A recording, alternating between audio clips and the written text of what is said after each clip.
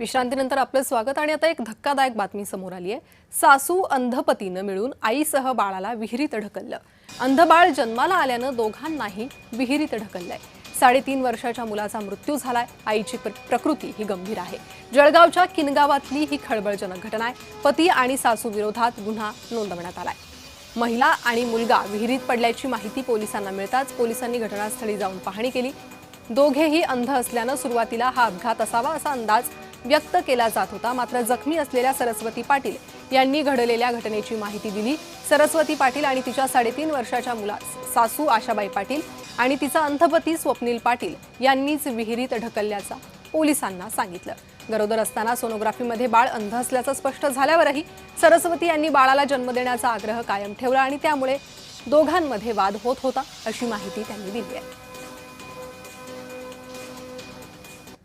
तिचा पती हा पूर्णपणे ब्लाइंड आहे, सासू ब्लाइंड नाहीये। हे दोघं जण घेऊन त्यांच्या शेतामध्ये गेले आणि तिला तिथे धक्का देऊन विहिरीत पाडलं। या घटनेमध्ये तिच्या सोबत तिचा 3.5 वर्षाचा मुलगा कृष्णा हा देखील त्या विहिरीत ढकलल्यामुळे त्या ठिकाणी मयत झालेला आहे। तिच्या तक्रारीवरून आपण यावल पोलीस स्टेशन येथे BNS 103(1) 109(1) आणि 3-5 अन्वये गुन्हा दाखल केलेला आहे।